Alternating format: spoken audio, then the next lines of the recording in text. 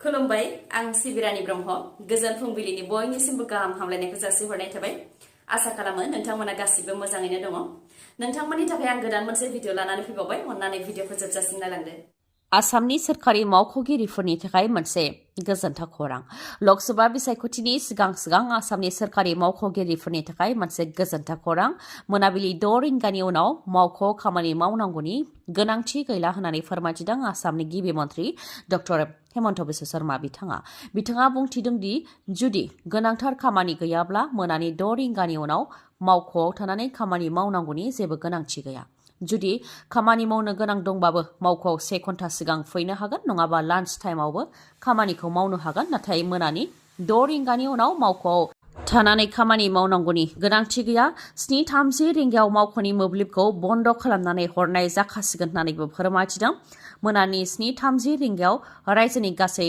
232 मावख'फोरनि मोब्लिबखौ automatic disconnect खालामनानै हरनो थाखाय इलेक्ट्रिसिटि बर्डखौ बुंखानाय जाबाय होननानैबो फोरमायथिदों गिबि मन्थ्रि बिथाङा मोनानि 7:30 रिंगानि उनावबो सोरबा मावख' खामानि मावनोब्ला इनभार्टारनि गेजेरजों खामानिखौ मावनो हागोन होननानैबो बुंथिबावदों बिथाङा जायनाखि गासैनावबो इलेक्ट्रनिक फाइल दंखायो बेनिखायनो गावगाबागाव न'निफ्रायनो माखासे खामानिफोरखौ मावनो हागोन होननानैबो बुंथियो जायनाखि मोनानि 6 रिंगानिफ्राय मावख'आव थानो गोनांथि गैला बेनि थाखाय आसाम सरकारा पलिसि लाखाबाय होननानै फोरमायथिदों नाथाय माखासे मावख'फोर जेरै मेडिकेल कलेज माखासे गोनां मावख'फोर सीएम अफिस सेक्रेटारियेट बेफोरखौ एंगारनानै आसामनि गासै 232 मावख'फोराव मोनाबिलि 6 रिंगानिफ्राय खामानि मावनो गोनांथि गैला आरो बेफोर मावख'फोराव मोनानि 7:30 रिंगायाव मोब्लिबा गाव हारसिङैनो बन्द जाखागोन दिनै 3 March national immunisation day national immunisation डेजों लोब्बा लाखिनानै गासै जिल्लायावनो पलिअ' डे हिसाबै फालिनो थाखाय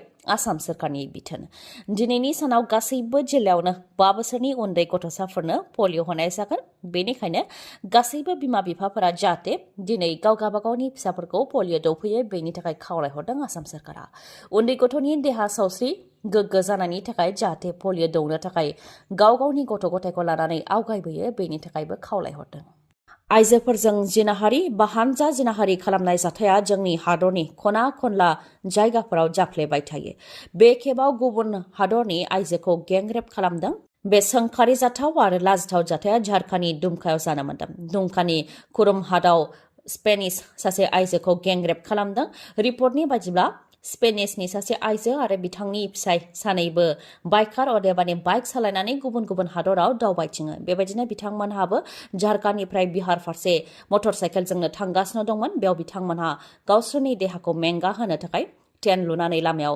दान्दिसे जिरायदोंमोन बेखौ नुनानैनो माखासे दुथांफोरा फैनानै बिथांमोननि सायाव गाग्लोबदों आरो आइजोनि सायाव हानजायै जिनाहारि खालामदों जाथायखौ लानानै पुलिस थानायाव एफआइआर होनायबो जादों बेनि उनाव स्पेशल इनभेस्टिगेशन टीमा नायबिजिरनानै हानजायै जिनाहारि खालामनायनि दायाव दासिम 3खौ एरेस्ट खालामबाय एसियानि माहाजोनसिन मुकेश आम्बानीनि दुइसिन फिसाज्ला आनन्द आम्बानीनि प्रि वेडिं सेलिब्रेशन जागासिनो दं गुजरातनि जामनगराव राधिका मार्चेन्टजों मुकेश आम्बानीनि दुइसिन फिसाज्ला आनन्द आम्बानीनि प्रि वेडिं सेरेमनिया जागासिनो दं जेराव मोनसे रंगिना संगिना हाबाफारिनि गेजेरजों बिथांमोननि प्रि वेडिं सेरेमनिया जागासिनो दं जेराव बुहुमनि मादाव धोनिनिफ्राय धोनिसिन सुबुंफोरा बेयाव फैदों मुंदांखा सुबुंफोर फैदों सेलिब्रिटिफोर बिलिनारिफोर आरो गुबुन हादरनि प्रेसिडेन्ट प्राइम मिनिस्टारफोराबो बिथांमोननि प्रि वेडिं सेरेमनियाव फैदों जाय दा समाज बिजोङाव जोबोद सावरायजानायाव दङ आरो जोबोद गोसारनानै दङ गुबुन हादरनि मुंदांखा मेथाइ रोजाबगिरि रिहानायाबो बेयाव बाहागो लाफैदों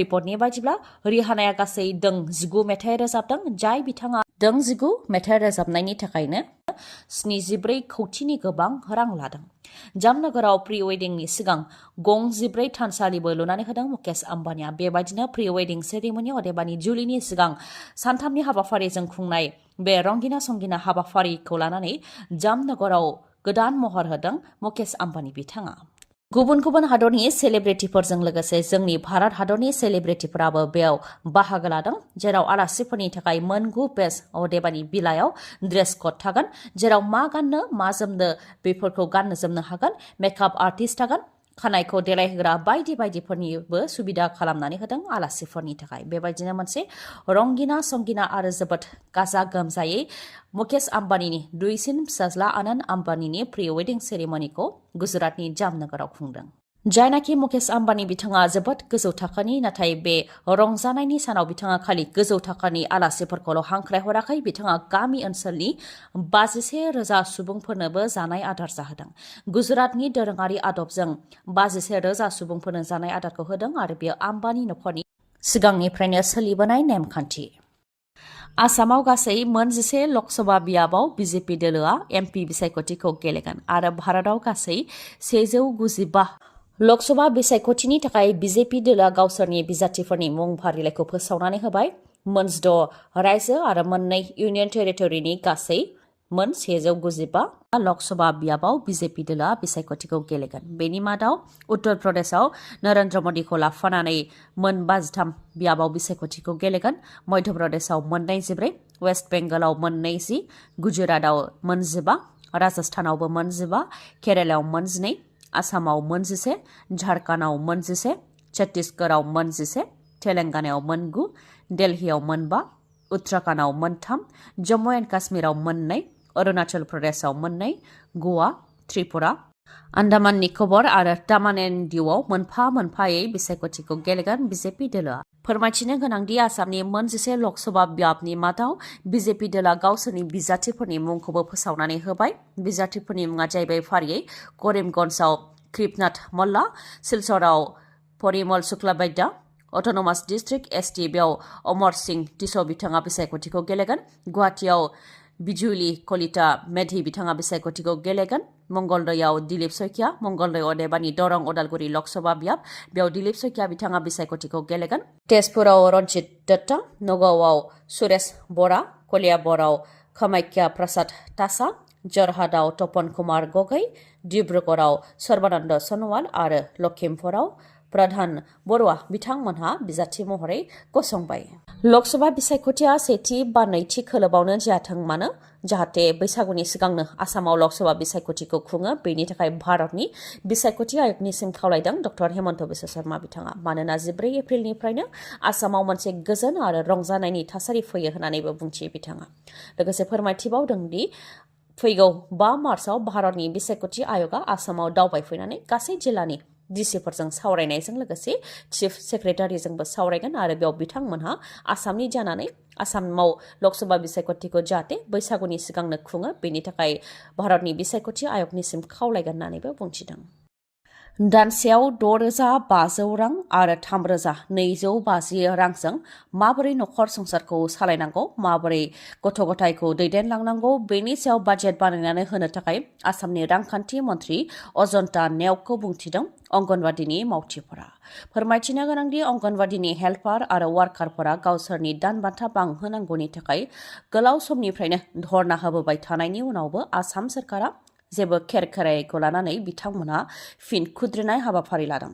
बिथांमोनहा फोरमायथिदों दि थांनाय 2017 मायथाइनिफ्रायनो बिथांमोनहा गावसोरनि दान बान्थाखौ बांहोनांगौनि थाखाय धरना होबोदों नाथाय आसाम सरकारा बेनि सायाव जेबो गोसो होआखै।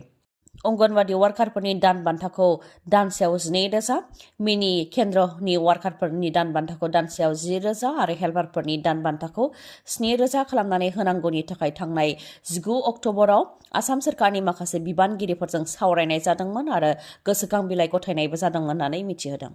जायखौ लानानै 1,21,000 अंगनवादी मावथिफोरा गोबां मिजिंथिनानै दंमोन होननानै फोरमायथिदों। नाथाय अंगनवादी मावथिफोरनि गोसोखां बिलाइखौ डक्टर हेमन्त बिश्व शर्मानि सरकारनो दैथायहरनायाव डक्टर हेमन्त बिश्व शर्मानि सरकारा आसि बिमासो दिन्थिदों होननानैबो फोरमायथिदों। बेनि थाखायनो बिथांमोना खुद्रिदों जेरावनाखि भारतनि गुबुन गुबुन रायजोफोराव अंगनवादी मावथिफोरनि दान बान्थाखौ बांहोदों नाथाय जोंनि आसामाव आसाम सरकारा अंगनवादीफोरनि दान बान्थाखौ बांहोआखै आरो अंगनवादीफोरनि गोलाव समनि धरनाखौ जेबो गोसो होआखै होननानैबो फोरमायथिदों। बेनि अनगायैबो आसाम सरकारनिफ्राय जि मबाइल होदों बे मबाइलाबो मोजां नङा, गाज्रि मबाइल होदों। जि डाटा होनो गोनां बेखौ होनो हाया जायनि थाखाय अफिसारजों खालि रायजानोल' गोनां जायो होननानैबो फोरमायथिदों। जाय सरकारा गावनि रायजोनि फोरजाफोरखौ गोजोन खालामनो हाया बेबायदि सरकारखौ सोंखारियो होननानै बुंथियो बिथांमोना। बेनि अनगायैबो आसाम सरकारा पलिसि लानानै गामि ओनसोलनि फरायसालिफोरखौ ताला बन्द खालामदों। आसाम सरकारनि बेबायदि खालामनायजों गामि ओनसोलनि गथ'साफोर आरो अंगनवादीनि फिसाफोरा फरायनो खाबु मोननाय नङा, जेरावनाखि बिथांमोनहा सोरखारि नङै फरायसालि फारसेबो दैथायहरनो हानाय नङा आरो बेबायदिजों उन्दै गथ'साफोरनि इयुना जोबस्रांगोन होननानैबो खुद्रियो बिथांमोनहा। त्रिपुरायाव गोदान मोनसे गोरोबथा जादों। लकसभा बिसायख'थिनि सिगां सिगां त्रिपुरायाव मोनसे जारिमिन। मिरु सोरखार, त्रिपुरा सोरखार आरो तिप्रा मतानि गेजेराव गोरोबथा जादों। तिप्रा मतानि founder and chief Pradyot Kishore Deb Barma बिथांनि दैदेननायाव त्रिपुरानि गागि थागिबिफोरा गोलाव समनिफ्रायनो धरना होबोदोंमोन। त्रिपुरानि ट्राइबेलफोरनि माखासे जेंना जेरै गावसोरनि जारिमिन, हानि मोनथाय, राजखान्थि मोनथाय, रांखान्थि, जौगानाय, हारिमु, सिनायथि आरो रावफोरनि जेंनाखौ सुस्रांनानै होनो थाखाय गोलाव समनिफ्रायनो धरना होबोदोंमोन।